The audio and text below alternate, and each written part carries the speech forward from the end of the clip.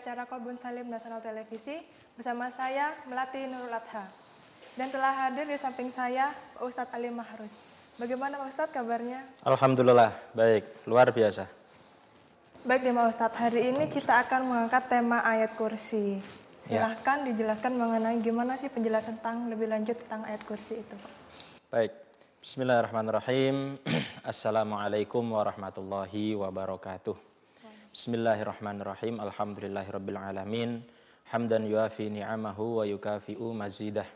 Ya Rabbana lakal hamdu kama yanbaghi li jalali wajhikal karim wa li 'azimi sultanik. Subhanakallahumma la nuhsi thana'an 'alaika anta kama athnaita 'ala nafsik.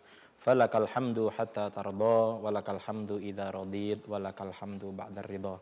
Allahumma salli wa sallim ala sayyidina Muhammadin fil awwalin wa salli wa sallim ala sayyidina Muhammadin fil akhirin wa salli wa sallim ala sayyidina Muhammadin fi kulli waqtin wa hin.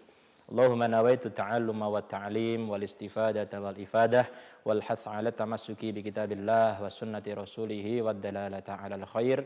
Rabbi shrah li sadri wa yassir li amri wahlul 'uqdatan min lisani yafqahu qawli. Amin ya rabbal alamin. Allahumma inna na'udzubika min ilmin la yanfa wa qalbin la yakhsha wa amalin la yurfa wa du'ain la yustajabu bi rahmatika ya arhamar rahimin. Alhamdulillah, para pemirsa yang dirahmati Allah Subhanahu wa taala, para pecinta Kolbun Salim NTV yang saya muliakan dimanapun Anda berada. Senang sekali pada kesempatan kali ini kami bersama kru Kolbun Salim dapat menyapa Anda semuanya dalam acara yang kita nanti-nantikan, yaitu acara Kolbun Salim. Semoga apa yang akan kita bahas nantinya akan menjadi ilmu yang bermanfaat, berbarokah, membawa kebahagiaan untuk kita dan keluarga, bahagia di dunia dan akhirat. Salawat serta salam semoga tetap tercurahkan kepada junjungan kita Nabi besar Nabi Muhammad sallallahu alaihi wasallam. Allahumma salli ala sayyidina Muhammad wa ala ali sayyidina Muhammad. Pemirsa Kolbun Salim NTV dimanapun Anda berada, kali ini insya Allah kita akan membawa tema yaitu tadabbur ayat kursi. Kita akan mencoba mengulas lebih lanjut, membahas lebih jauh tentang keistimewaan dan apa saja yang terkandung di dalam ayat kursi ini. Ayat kursi adalah ayat yang tidak asing lagi bagi orang mukmin atau orang Islam. Saya yakin panjenengan semuanya di rumah sudah hafal terhadap satu ayat ini. Ayat ini adalah ayat yang terdapat dalam surah Al-Baqarah ayat 255. Dinamakan ayat kursi karena di dalam ayat ini ada kata-kata atau lafadz kursi. Wasi'a kursiyuhus samawati wal ard. Nah, di sini makanya dinamakan ayat kursi. Ayat kursi ini adalah ayat yang paling agung di dalam Al-Qur'an. Sebagaimana hadis Rasul sallallahu alaihi wasallam, Rasul sallallahu alaihi wasallam pernah ditanya oleh salah seorang sahabat yang bernama Ubay bin Ka'ab. Ya. Rasul sallallahu alaihi wasallam maksudnya bertanya kepada Ubay bin Ka'ab, "Wahai Ubay, tahukah kamu apa ayat yang paling agung yang ada di dalam Al-Qur'an? Ayu ayatin fi kitabillahi a'dham?" Kemudian Ubay bin Ka'ab menjawab, Allahu wa rasuluhu a'lam. Allah dan Rasulnya tentu lebih tahu. Nah, ini yang bertanya Rasul sallallahu alaihi wasallam kepada sahabat. Normalnya mestinya sahabatlah yang bertanya kepada Rasulullah. Tetapi ini Rasulullah bertanya kepada sahabat. Kalau tanya kepada Rasulullah, sahabat bertanya kepada Rasulullah, nanti tujuannya supaya Rasulullah memberikan jawaban terhadap pertanyaan sahabat tersebut. Tetapi kalau Rasulullah yang bertanya, nah ini tidak biasa. Karena tidak mungkin kalau pertanyaan masalah agama, Rasulullah dibanding sahabat, ini kok lebih tahuan sahabat, ini tidak mungkin. Tetapi kenapa di sini Rasulullah kok malah yang bertanya? kepada sahabat. Maka faedahnya supaya nanti kemudian Rasul sallallahu alaihi wasallam mengeluarkan jawaban yang tepat. Atau ketika sahabat mengeluarkan jawaban nanti bisa dikoreksi oleh Nabi Muhammad Rasul sallallahu alaihi wasallam. Seperti pertanyaan Rasul kepada Ubay ini, wahai Ubay, tahukah kamu ayat yang paling agung di dalam Al-Qur'an? Ubay menjawab, Allah wa rasuluhu a'lam. Allah dan Rasulnya tentu lebih tahu. Saya tidak mau jawab, khawatir salah. Mestinya seperti itu mungkin kira-kira. Tetapi Rasul SAW bertanya kepada Ubaid sampai berkali-kali. Wahai Ubaid, apa ayat yang paling agung dalam Al-Quran? Allah wa rasuluhu a'lam. Ditanya lagi sampai berkali-kali, maka Ubaid pun menjawab, ayatul kursi. Ya, yaitu ayat kursi. Menurut Ubaid, ayat yang paling agung di dalam Al-Quran adalah ayat kursi. Maka Rasul SAW menjawab, semoga ilmumu yang diilhamkan oleh Allah kepadamu wahai Ubaid, yang menyatakan bahwasanya ayat kursi ini adalah ayat yang paling agung, akan menjadikan hidupmu senang. Intinya apa? Rasul SAW menyetujui, membenarkan bahwasanya ayat kursi ini adalah ayat yang paling agung di dalam Al-Quran. Al-Quran itu memuat 6.000 sekian ayat. Di antara 6.000 sekian ayat itu, ayat yang paling agung adalah ayat kursi. Bahkan ayat kursi itu disebutkan dalam sebuah hadis Rasulullah SAW menyatakan ayat kursi ini adalah 1/4-nya Al-Quran. Jadi membaca ayat kursi itu kadarnya ayat kursi itu adalah 1/4 Al-Quran. Hadis yang lain Rasulullah SAW yang diriwayatkan oleh Imam Dailami juga menyatakan bahwasanya Sayyidul Kalam Al-Quran. Kalam itu ada banyak, perkataan ada banyak sekali. Ada perkataan manusia, ada perkataan jin, perkataan setan, perkataan hewan. Ada juga perkataan Sang Khalik, yaitu perkataan Allah Subhanahu wa taala. Wa Sayyidul Kalam Al-Quran. Penghulunya kalam, rajanya perkataan, perkataan yang paling utama, rajanya perkataan adalah kalam Allah Subhanahu wa taala yaitu Al-Qur'an. Wa Sayyidul Qur'an suratul Baqarah. Dan di dalam Al-Qur'an itu rajanya surat adalah Al-Baqarah. Wa Sayyidul Baqarah ayatul kursi. Dan rajanya surat Al-Baqarah itu adalah ayat kursi. Ayat kursi ini adalah ayat yang paling utama. Ya, paling utama, maka rugi sekali kita sebagai umat Islam tidak mengetahui atau tidak hafal terhadap ayat yang sangat agung ini. Baik. Untuk memulai saya baca dulu ayat kursi. A'udzubillahi minasyaitonirrajim. Allahu la ilaha illa huwal hayyul qayyum. La ta'khuduhu sinatu wa la naum. Lahu ma fis samawati wa ma fil ard. Man dzalladzi yashfa'u 'indahu illa bi idznih. Ya'lamu ma baina aydihim wa ma khalfahum wa la yuhituna bi syai'im min 'ilmihi illa bima syaa'. Wasi'a kursiyyuhus samawati wal arda wa la ya'uduhu hifdzuhuma wa huwal 'aliyyul 'azim. Artinya Allah, tidak ada Tuhan selain Dia yang maha hidup, yang terus menerus mengurus makhluknya, tidak mengantuk dan tidak tidur. Hanya miliknya lah apa yang ada di langit dan segala apa yang ada di bumi. Tidak ada yang dapat memberi syafaat di sisinya tanpa izinnya. Dia maha mengetahui apa yang di hadapan mereka dan apa yang di belakang mereka. Dan mereka tidak mengetahui sesuatu pun tentang ilmunya, melainkan apa yang Dia kehendaki. Kursinya meliputi langit dan bumi dan Dia tidak merasa berat memelihara keduanya. Dia maha tinggi, maha agung. Baik, pemirsa, ayat kursi ini kalau kita renungkan lebih jauh, kenapa kok dinamakan ayat yang paling agung? Pertama, ayat kursi ini adalah ayat yang isinya satu ayat itu Allah memperkenalkan dirinya. Jadi yang dibahas dalam ayat kursi adalah Allah Subhanahu wa ta'ala. Jadi kalau ayat membahas tentang Allah yang maha kuasa, yang maha agung, tentunya ini ayat menjadi ayat yang agung. Jadi dalam ayat kursi ini tidak ada membahas tentang kejadian semesta, tentang penciptaan makhluk misalnya. Semuanya ayat kursi ini adalah mengenal Allah Subhanahu wa ta'ala. Tidak tanggung-tanggung, kalau kita teliti lebih lanjut kata per kata dalam ayat kursi ini, Allah mengenalkan dirinya dalam ayat ini sebanyak 18 kali. Ya, sebanyak 18 kali Allah mengenalkan dirinya.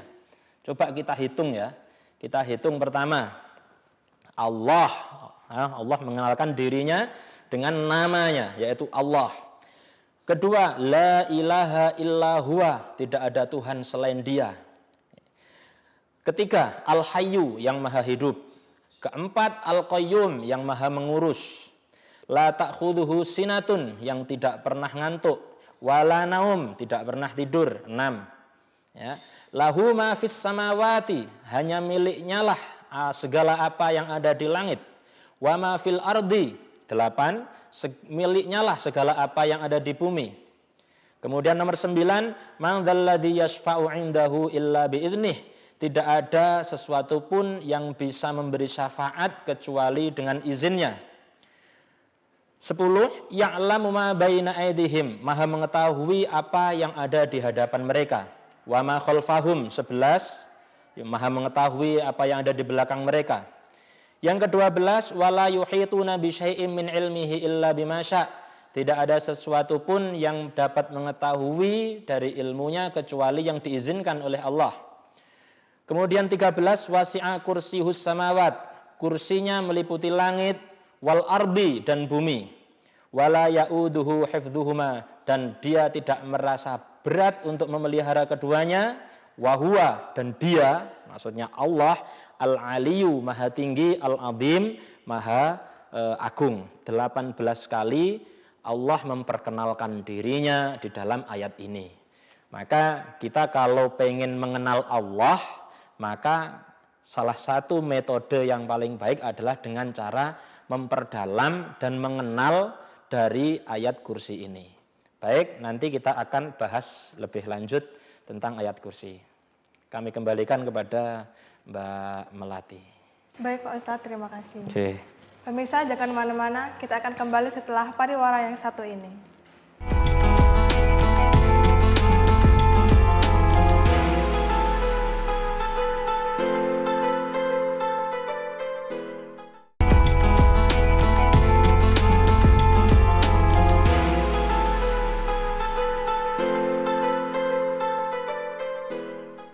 Kembali lagi di acara Qalbun Salim Nasional Televisi.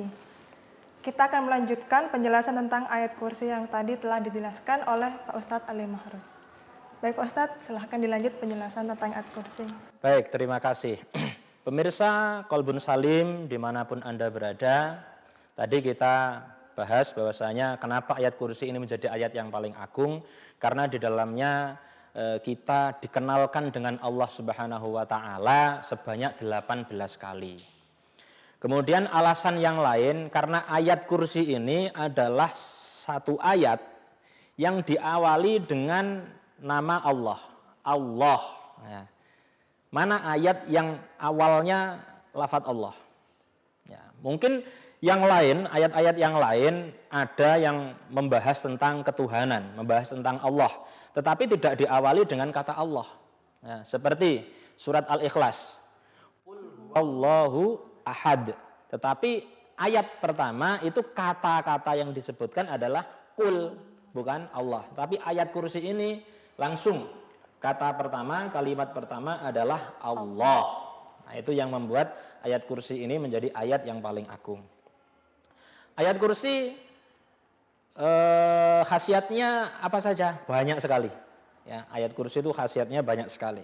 Dalam sebuah hadis Rasul SAW berpesan, barang siapa yang membaca ayat kursi setiap selesai sholat, maka tidak ada lagi penghalang yang menghalangi orang tersebut dengan surga. Jadi tidak ada sama sekali penghalang antara kita dengan surga kalau kita membaca ayat kursi ini setiap selesai sholat, kecuali satu penghalangnya, yaitu kematian. Artinya apa? Kalau kita pengen masuk surga, ya harus mati dulu. Ya, tidak ada penghalang sama sekali yang bisa menghalangi kita dengan surga kalau kita membaca ayat kursi ini setiap selesai sholat, kecuali penghalang itu adalah kematian. Artinya orang yang membaca ayat kursi setiap selesai sholat dijamin masuk surga. Dijamin masuk surga. Oke. Ada juga orang yang menggunakan ayat kursi ini sebagai ayat pengusir setan, kan begitu. Ayat pengusir setan, pengusir jin. Bagaimana ini? Nah, ini ada hadisnya juga. Bahkan yang mengeluarkan kata ini bukan Rasul sallallahu alaihi wasallam dulu. Setan yang mengatakan. Setan mengatakan kepada Sayyidina Umar, kalau kamu pengen nggak diganggu setan, maka baca ayat kursi. Sebelum tidur kamu baca ayat kursi. Kamu nggak bakal diganggu setan, nggak bakal diganggu iblis sampai kamu bangun tidur di pagi hari. Dan Allah akan menjagamu selama kamu tidur. Ini kata siapa? Kata setan. Kemudian Sayyidina Umar mengadu kepada Rasul sallallahu alaihi wasallam. Ya Rasul, saya ini ditemui seorang laki-laki mengatakan begini. Rasul menjawab, kamu tahu nggak siapa orang itu yang mengatakan kepada kamu tadi? Ya, saya nggak tahu, kata Rasul, itu adalah setan. Nah, setan ini sifatnya pembohong, kadzub, selalu berbohong, kecuali satu itu. Tentang ayat kursi itu setan jujur itu. Ya, jadi setan sendiri mengakui kalau bahwasanya siapa yang membaca ayat kursi sebelum tidur, Allah akan menjaganya selama dia tidur dan tidak akan diganggu oleh setan selama tidurnya. Dan ayat kursi ini ketika turun ke bumi, setan ini ketakutan. Mereka nggak tahu apa yang terjadi. Lari terbirit-birit. Mereka ngumpul kepada penghulunya yaitu iblis. Semua setan yang ada di bumi ini ketakutan. Tapi tidak tahu apa alasan kok ketakutan.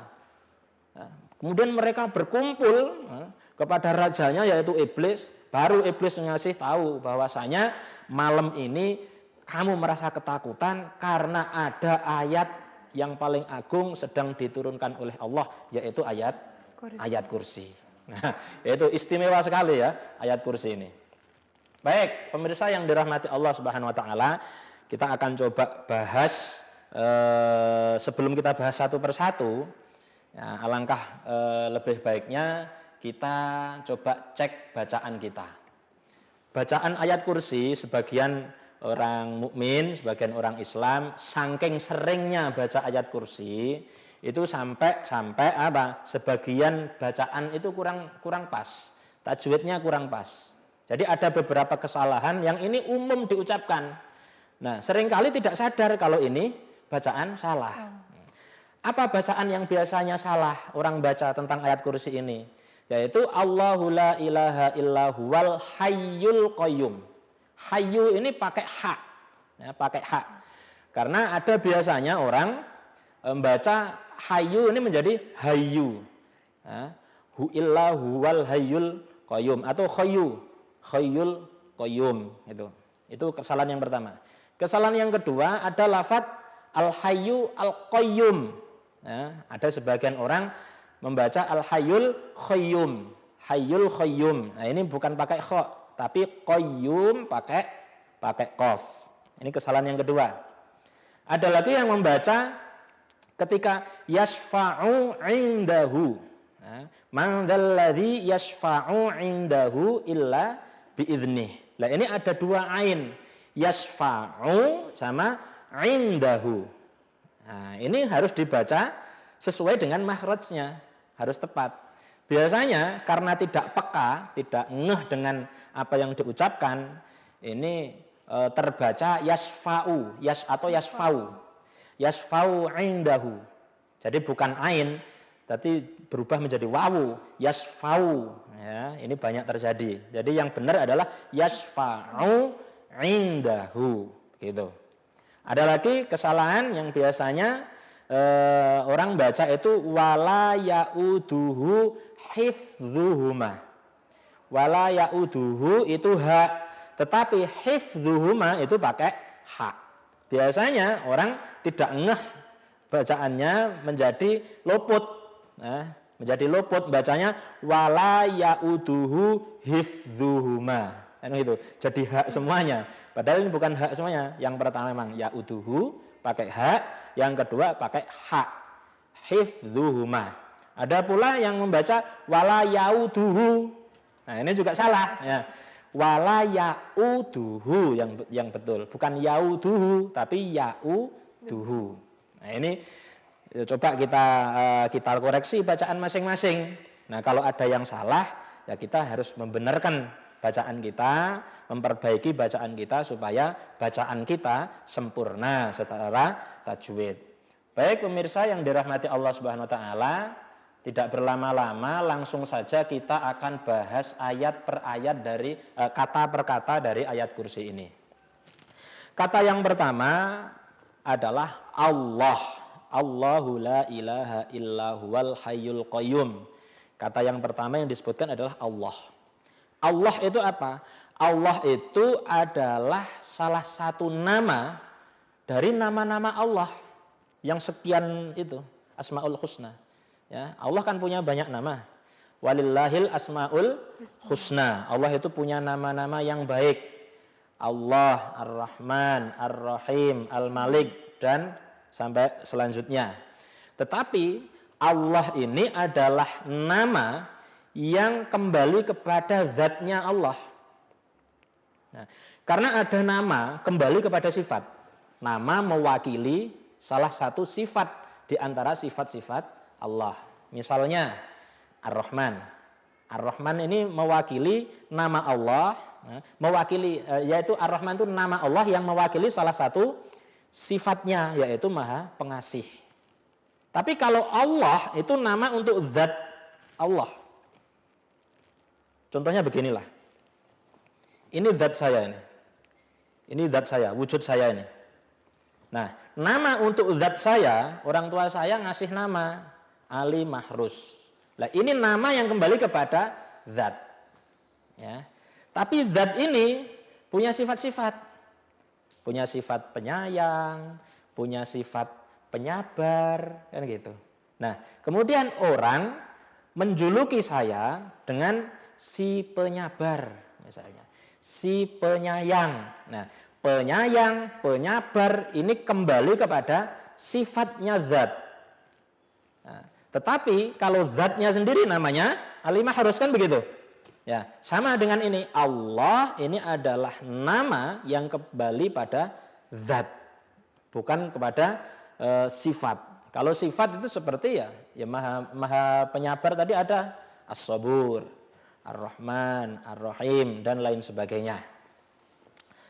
Nah, di sini Allah itu adalah zat yang kalau dalam ilmu akidah itu disebut wajibul wujud.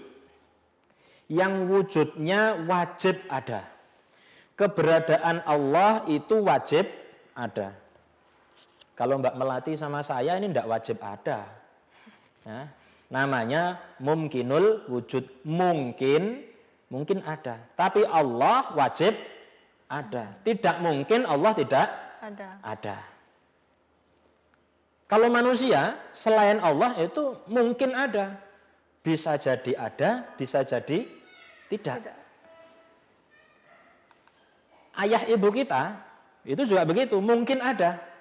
Bisa jadi ada, bisa jadi tidak. Begini. Anak itu apakah wajib ada? Tidak wajib. Karena adanya anak, ya, karena adanya anak itu maksudnya kalau ada orang tua tidak harus punya anak. Enggak semuanya orang tua punya anak. Orang tua apakah wajib ada? Tidak wajib ada. Kenapa?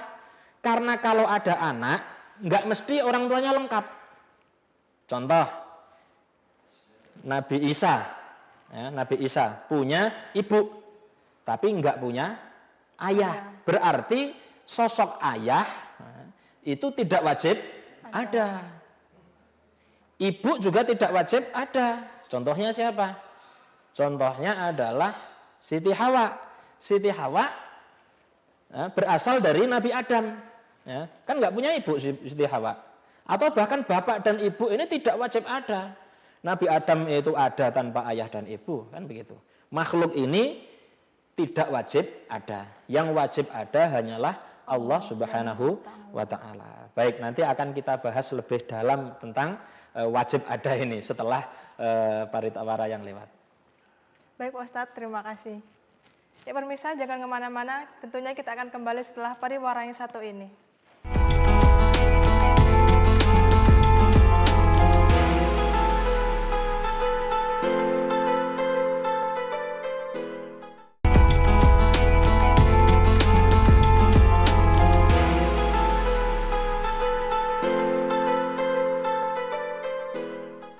Ya pemirsa, kembali lagi di acara Qalbun Salim Nasional Televisi. Baik, kita akan melanjutkan penjelasan tentang ayat kursi bersama Pak Ustadz Ali Mahrus. Baik Pak Ustadz, saya ada pertanyaan. Ya. Itu kan ayat kursi biasanya dibuat untuk mengusir setan atau jin. Ya. Tapi ini ada bacaan ayat kursi yang tidak bisa mempan atau bahkan jin itu bisa mengikutinya Pak Ustadz. Maksudnya sudah dibacakan ayat kursi, jinnya masih ada gitu, iya, Ustaz. Nggak mau pergi, iya. Atau bahkan mengikuti bacaan. Iya Pak Ustadz, itu ya. Gimana Pak Ustadz? Jadi begini, ayat kursi ini ketika kita bacakan, jin, jahat, setan, itu pasti akan lari ketakutan. Tetapi kadangkala ada jin itu yang ngetes. Ya. Sebenarnya dia sudah istilahnya keberatan, tapi ngempet gitu loh, tahu ngempet? Iya. Ya, ngempet. Untuk apa kok ngempet? Dia bahkan menirukan untuk ngedonkan mental kita. Jadi kita mentalnya dibuat bahwasanya ini lo nggak mempan gitu. Jadi saran saya bacakan terus, ya, bacakan terus. Itu. Yang kedua, kurang mempan, ya, kurang manjur, itu bisa jadi karena mantepnya di dalam hati yang membaca ini kurang. Jadi sekedar membaca saja. Beda kan kalau kita misalnya membaca ayat kursi tidak tahu maknanya dengan sudah tahu maknanya. Itu kan beda. Mantepnya di dalam hati kan beda. Nah, begitu juga orang kalau membaca ayat kursi efeknya akan menjadi besar kalau diikuti kemantapan dalam hati. Jadi kita mempelajari ayat kursi ini supaya apa? Supaya kita lebih kenal tentang isinya ayat kursi, kemudian bertambah yakin akan khasiat ayat kursi karena sudah tahu sak jero-jeroane kita paham ayat kursi. Ketika kita bacaan di situ ada bobot lebih. Sehingga ada kekuatan yang lebih dari sekedar membaca kalau tanpa tahu arti dan maknanya. Itu begitu. Baik. Pemirsa yang dirahmati Allah Subhanahu wa Ta'ala, kita kembali kepada pembahasan wajibul wujud. Kita bahas tadi bahwasanya Allah itu wajib ada. Kenapa Allah wajib ada? Karena alam ini sudah ada. Alam ini sudah ada, kan tidak mungkin kalau nggak ada yang buat. Maka pembuat alam ini harus ada. Ada orang filsafat beberapa mengatakan ini alam ini tidak ada pembuatnya. Alam ini bekerja secara alamiah gitu saja. Ya, jadi sistem yang bekerja adalah sistem. Itu kata-kata orang yang tidak mengenal Tuhan, orang ateis. Bagaimana kita menyatakan? Begini. Ada satu orang Badui, orang desa sekali, ditanya sama Nabi SAW. Kamu beriman kepada Allah, percaya? Percaya. Kalau Allah ada, percaya. Apa buktinya? Kata orang Badui itu, kalau ada jejak kaki onta, berarti ada onta yang baru lewat.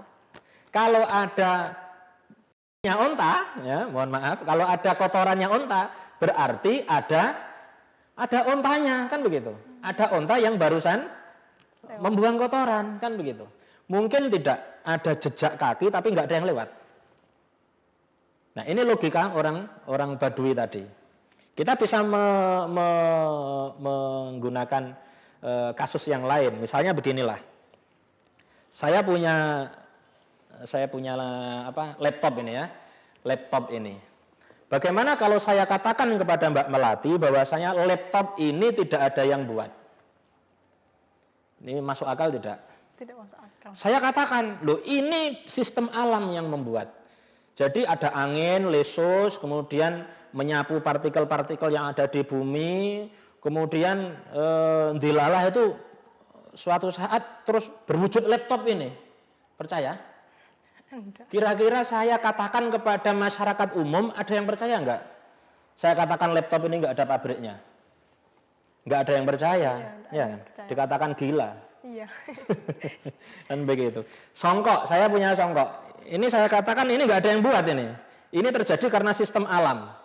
Jadi ada bencana alam, angin, campur hujan dan lain sebagainya membentuk songkok gitu. Masuk akal enggak ini? Ini gila ini. Iya. Kalau percaya, gila. Nah, ini hal-hal yang kecil. Hal yang lebih besar, studio ini. Studio ini ada yang buat atau enggak? Ada. Ada? Sampean yakin studio ini ada yang buat? Ada. Ustaz. Pernah menyaksikan? Meskipun tidak pernah menyaksikan tapi yakin? Yakin. Yakin. Kenal sama tukangnya?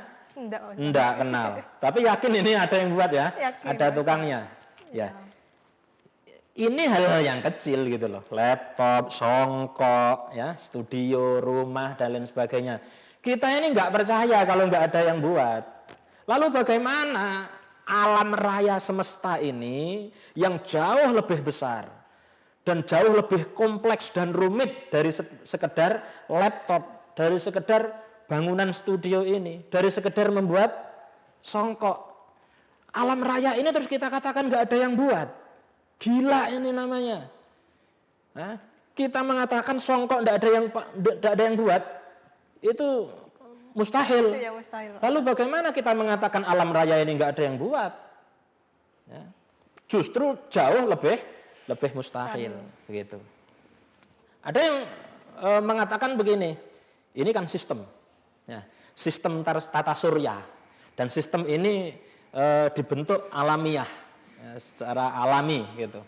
Baik, saya katakan begini, kalau saya katakan kepada Mbak Melati, saya punya kapal yang setiap hari menyeberang antara Ketapang dan Gilimanuk setiap hari.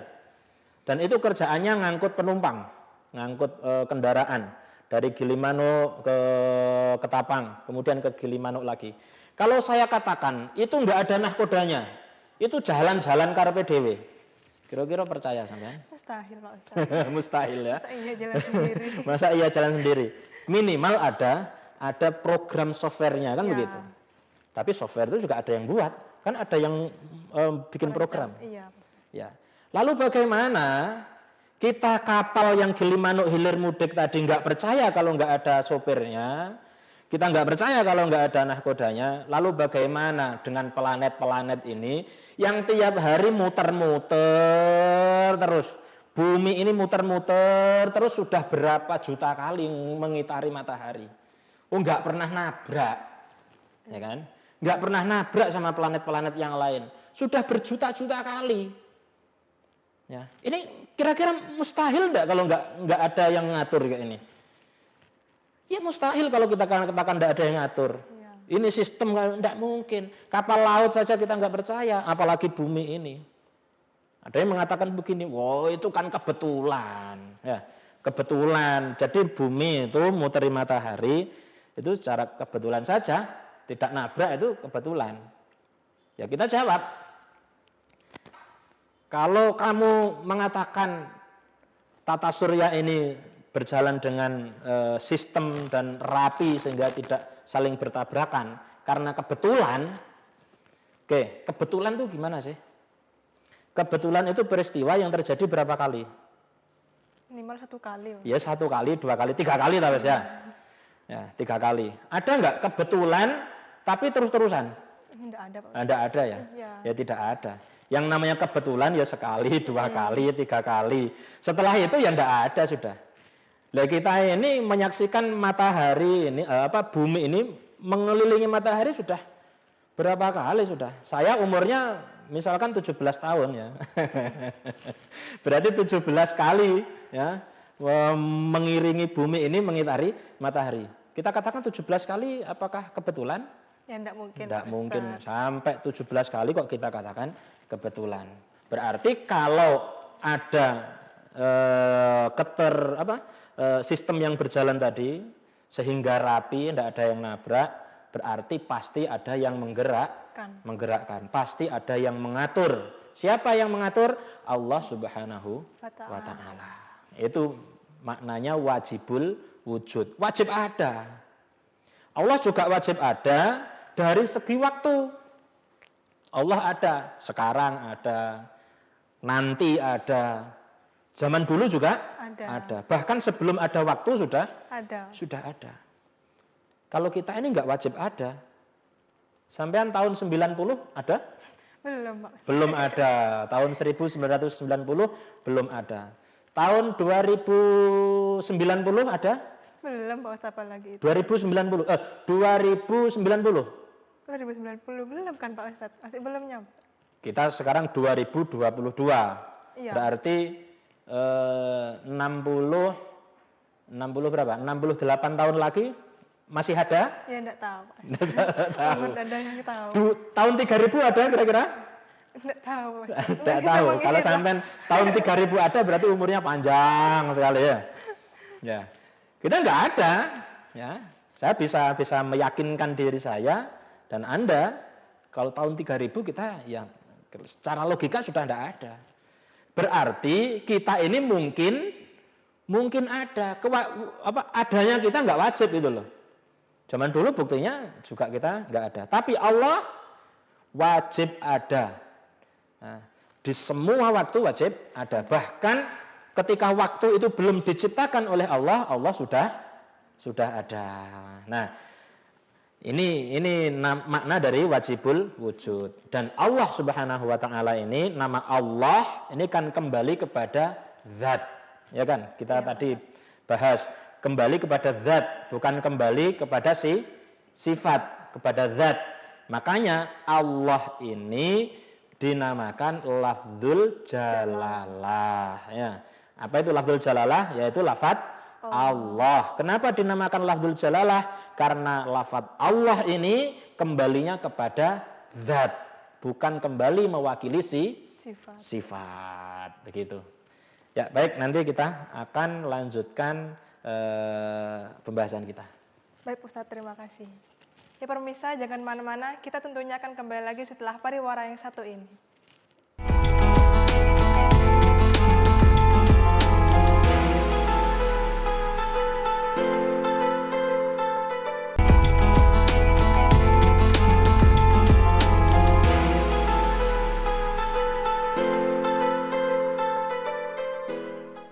Ya pemirsa, masih kembali lagi bersama saya dan Pak Ustadz Alim Mahrud dalam acara Qalbun Salim Nasional Televisi. Ustadz silahkan dijelaskan.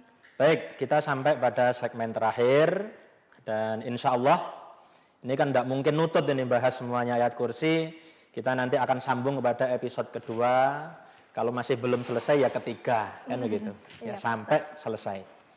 Baik pemirsa yang dirahmati Allah Subhanahu wa Ta'ala dimanapun Anda berada. Kita tadi sudah sampai pada lafadz yang pertama yaitu Allah, kan itu. Untuk yang kedua, kemudian selanjutnya lafadz Allahu sudah kita bahas, la ilaha illa huwa. Tidak ada Tuhan. Ilah ini maknanya Tuhan. Rabbun artinya Tuhan. Jadi apa bedanya? Kalau dalam bahasa Indonesia kan diartikan Tuhan semuanya. Iya, Qul a'udzu birabbin nas, rabbin nas, ya kan? Rabbil falak, Rabbun itu artinya Tuhan. Ilahun juga artinya Tuhan. Tapi ternyata ini ada bedanya. Ya, tidak ada Tuhan yang sebenar-benarnya, yang berhak disembah, yang berhak diibadahi illa huwa kecuali Dia. Kecuali Dia maksudnya Allah Subhanahu wa Ta'ala. Baik. Ilah itu apa? Ilah itu artinya Tuhan. Tetapi ilah ini Tuhan yang berkaitan dengan ibadah. Ya.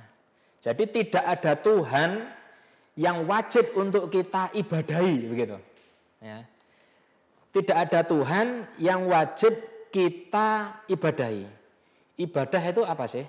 Ibadah itu kaitannya dengan perintah dan larangan. Ya kan? Ibadah itu apa? Ibadah itu ketika Allah memerintahkan kita sholat, ya kita patuh sholat.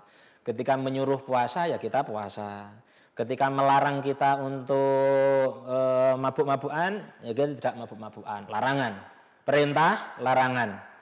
Berarti, la ilaha illahuwa, artinya tidak ada Tuhan yang berhak untuk diibadahi dan perintahnya ditaati, dan larangannya dijauhi kecuali Allah Subhanahu wa ta'ala. Jadi tidak ada sesuatu pun, tidak ada Tuhan yang wajib kita taati perintahnya, kemudian larangannya juga kita jauhi, kecuali itu Allah Subhanahu wa ta'ala. Selain Allah kita tidak ada kewajiban taat. Nah itu maknanya. Jadi tidak ada Tuhan yang sebenar-benarnya yang wajib untuk kita taati perintah dan larangannya kecuali Allah. Selain Allah tidak. Pohon. Mungkin orang di luar Islam mengatakan pohon itu Tuhan, tapi tidak sebenar-benarnya Tuhan, bukan Tuhan yang sebenarnya. Ada yang menyatakan api adalah Tuhan, tapi itu katanya mereka saja. Tapi apakah Tuhan yang sebenarnya adalah api? Tidak. Ya. Apapun selain Allah itu bukan Tuhan. Ya. Bukan Tuhan yang sebenarnya yang wajib kita taati perintahnya dan larangannya kita jauhi kecuali Allah Subhanahu wa ta'ala. Orang tua bagaimana? Bagaimana kalau orang tua memerintahkan kepada kita? Apakah perintahnya wajib kita taati? Menurut sampean bagaimana? Iya Pak Ustadz. Iya. Lalu bagaimana dengan kita bahasan kita tadi yang wajib kita taati perintahnya adalah Allah Subhanahu wa ta'ala saja. Lalu bagaimana dengan perintah orang tua? Iya itu gimana Pak? Bingung. Ya. Perintah orang tua, perintah manusia wajib kita taati kalau memang itu sesuai dengan perintah Allah. Ya. Kalau ada makhluk memerintahkan sesuatu tetapi bertentangan dengan perintah Allah, maka tidak wajib untuk ditaati. Ada orang tua menyuruh kita kok nyuri, ya tidak boleh ditaati. Kenapa? Perintahnya bertentangan dengan perintah Allah. Karena perintah, satu-satunya perintah yang wajib kita taati hanyalah perintah Allah. Adapun makhluknya, kalau memerintahkan sesuatu kok bertentangan dengan perintah Allah, maka tidak ada kewajiban untuk taat, tidak ada kewajiban untuk diikuti. Bahkan sebagian manusia kok memerintahkan sesuatu yang bertentangan dengan perintah Allah, bisa-bisa ini manusia menjadi Tuhan. Contohnya siapa? Fir'aun. Oh iya. Fir'aun. Dia memerintahkan kepada rakyat Mesir sesuatu perintah yang bertentangan dengan perintah Allah. Akhirnya dia mengaku Tuhan. Kalau kita menuruti perintah hawa nafsu bagaimana? Berarti kita menuhankan hawa nafsu. Ara'aita manittakhadha ilahahu hawahu. Apakah engkau tahu? Apakah engkau melihat ada orang yang menjadikan hawa nafsunya sebagai Tuhan? Bagaimana menjadikan hawa nafsu sebagai Tuhan? Apakah kita sembah begitu hawa nafsu? Tidak. Maksudnya menjadikan hawa nafsu sebagai Tuhan adalah menuruti perintah hawa nafsu. Dan sedangkan hawa nafsu itu memerintahkan sesuatu yang bertentangan dengan perintah Allah. Begitu ya. Iya, Ustaz. Nah, baik. Itu makna dari la ilaha illa huwa. Gitu. Orang Yahudi itu tauhidnya tidak sah, ketuhanannya tidak sah. Kenapa? Orang Yahudi itu beriman kepada Allah, kan begitu. Tapi tauhidnya tidak sah, akidahnya tidak sah. Kenapa? Karena selain Allah, dia juga meyakini Uzair anaknya Allah, Uzair ibnullah. Ya. Dia meyakini Uzair ibnullah. Orang Kristen juga begitu, meyakini ada Tuhan selain Allah. Ada namanya Tuhan Yesus dan lain sebagainya. Ini berbeda dengan akidah kita umat Islam, bahwasanya yang satu-satunya Tuhan tidak lain dan tidak bukan hanyalah Allah Subhanahu wa taala yang wajib kita patuhi segala perintah dan larangannya. Baik. Kemudian kita sampai Al-Hayyul Qayyum la ta'khuduhu sinatu wala naum. Nah, kita bahas dulu la ta'khuduhu sinatun wala naum. Apa la ta'khuduhu sinatun wala naum? Maksudnya Allah ini tidak pernah ngantuk. Tidak ada ngantuk, Allah kok ngantuk, tidak ada. Wala naum, Allah juga tidak tidur. Makanya kata-kata di itu ya, kata orang dahulu itu, wis tenang saja, Allah tidak tidur. Dasarnya mana? Dasarnya ternyata ayat kursi. Allah itu tidak ngantuk dan tidak tidur. Ngantuk itu apanya tidur sih? Ya? Sama, Ustaz. Sama? Ya. Ya, ngantuk itu biasanya Belum permulaan sebelum tidur. Berarti orang yang tidur itu biasanya ngantuk dulu kan begitu? Iya, Ustaz. Ya. Kalau kita katakan kok kayaknya Allah ini tidak ngantuk dan tidak tidur, ini kan sama berarti. Ngantuk sama tidur kok kayaknya sama. Berarti ini ada pengulangan makna. Ya. Tidak. Ya, para ulama menyatakan ngantuk sama tidur itu beda. Nah, kalau ngantuk itu ya belum tidur gitu loh. Ada orang ngantuk nggak tidur kok. Ya, karena dipaksa melek kan gitu, nggak tidur. Ada orang tidur nggak pakai ngantuk, ada. Kalau sampai misalnya ya dingantuk-ngantukin, lagi pusing, masalah banyak, akhirnya apa? Dibawa untuk tidur. Padahal ngantuk tidak ngantuk. Ya, ini berarti ngantuk dan tidur beda. Allah tidak ngantuk, juga tidak pula tidur. Kenapa kok Allah tidak ngantuk dan tidak tidur? Karena sifat ngantuk sama tidur ini adalah menunjukkan sifat kekurangan. Ya. Kekurangannya bagaimana? Begini. Kalau misalnya Mbak Melati masih mengenyam pendidikan ya? Iya. Kalau misalnya lagi sekolah atau lagi kuliah begitu, dosen menjelaskan, Mbak Melati ngantuk, kira-kira bisa menangkap 100%? Tidak, Pak Ustadz. Tidak konsentrasi. Tidak konsentrasi karena ngantuk. Berarti ngantuk itu menyebabkan tidak bisa menyerap ilmu secara maksimal kan begitu? Iya, Pak Ustadz, benar. Menimbulkan kekurangan enggak ngantuk berarti? Pastinya. Pasti. Orang tidur waktu Jumatan. Ya.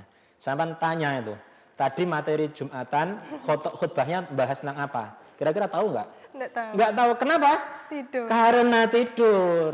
Nah, karena ngantuk dan tidur sifat ini adalah menunjukkan sifat kekurangan, maka ini bukan sifat Allah Subhanahu wa ta'ala. Boleh enggak kalau kita lagi nyetir terus ngantuk? Tidak boleh, Pak Ustaz. Tidak boleh. Kenapa? Kecelakaan. Karena apa? Kalau ngantuk waktu nyetir nanti bakal enggak konsen akhirnya nabrak. Enggak boleh sama Pak polisi. Kan begitu. Ya, karena ngantuk ini suatu kekurangan. Iya, Pak Ustaz. Lalu bagaimana kita katakan Allah Subhanahu wa ta'ala lek misale pernah ngantuk terus mengendalikan seluruh alam raya semesta ini, gimana? Kira-kira apa enggak bakal tabrakan begitu? Iya. Ya kan gitu. Maka alam raya semesta ini berjalan begitu rapinya, ya, karena Allah Subhanahu wa ta'ala yang maha tinggi, yang maha agung itu tidak pernah ngantuk dan tidak pernah tidur. Gitu.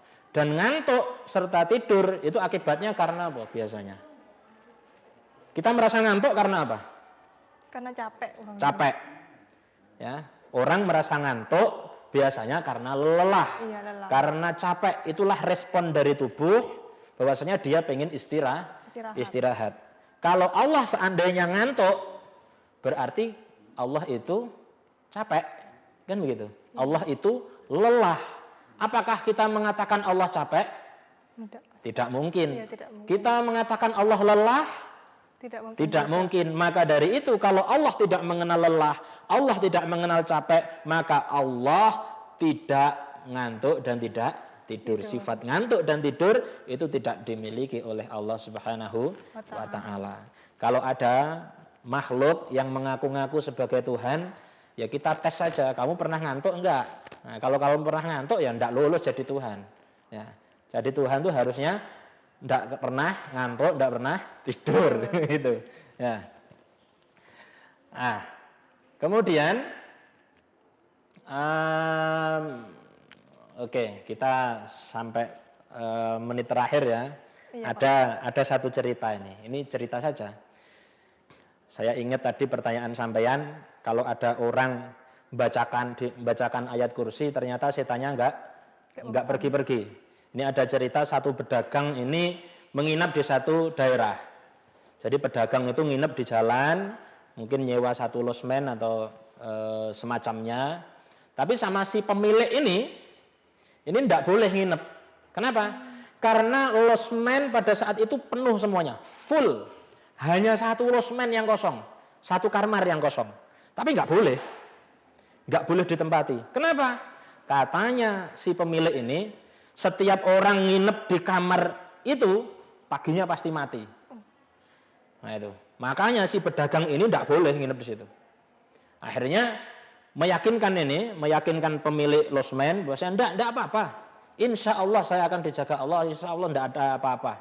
Nah, akhirnya setelah memaksa, dibolehkan untuk menginap di satu kamar yang angker tadi ya, yang setiap orang menginap pasti mati. Kemudian paginya ternyata orang itu masih hidup. Ya. Duh, kok sampai masih hidup? Kan kaget. Kemudian ditanya, apa yang terjadi tadi malam? Tadi malam terjadi satu peristiwa, katanya si pedagang ini. Ketika saya tidur muncul itu di pojokan, itu satu makhluk bercahaya seperti api. Mungkin kalau orang sekarang mengistilahkan banaspati mungkin ya, banaspati. Dibacakan ayat kursi, ini ngikutin dia. Allahu la ilaha illahu wal hayyul qayyum. Diikuti. Allahu la ilaha illahu wal hayyul qayyum. Sampai terakhir. Dibacakan lagi kedua kali. Ngikuti lagi. Kedua kali. 3 kali, 4 kali, sampai 7 kali masih diikuti. Ketika sampai 7 kali, sampai wala ya'uduhu hifdhuhuma wa huwal aliyul azim, makhluk ini tidak bisa mengikuti, akhirnya terbakar hancur. Ya. Nah ini intinya apa? Intinya dalam cerita ini, kita ini kadang memang dibuat ragu dengan ayat-ayat Allah. Ya. Yakinkan saja. Baca terus, sampai nanti pada saatnya dia akan kalah. Nah, insya Allah itu saja yang bisa kita bahas pada kesempatan kali ini. Insya Allah kita akan bahas lebih lanjut. Kita sambung pada episode kedua. Oke, saya persilahkan kepada Mbak Melati. Baik Pak Ustadz, terima kasih atas penjelasannya. Ya pemirsa kaum muslim dimanapun Anda berada, kita telah mendengarkan penjelasan tentang ayat kursi yang telah disampaikan oleh Pak Ustadz Ali Mahruz. Semoga dapat bermanfaat untuk kita semua. Saya pamit undur diri. Assalamualaikum warahmatullahi wabarakatuh.